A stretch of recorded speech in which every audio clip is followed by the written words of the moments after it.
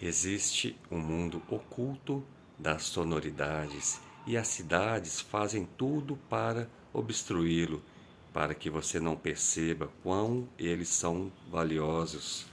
Mas tente, silencie primeiro dentro de você mesmo, para você então perceber a sonoridade do vento, a sonoridade de um pássaro, a sonoridade de uma criança brincando alegremente. Quando não for possível perceber esta sonoridade, tente senti-la, sentir o pôr do sol. Este som, esta beleza, esta grandiosidade irá fazer calar coisas incríveis dentro de você. Um grande abraço.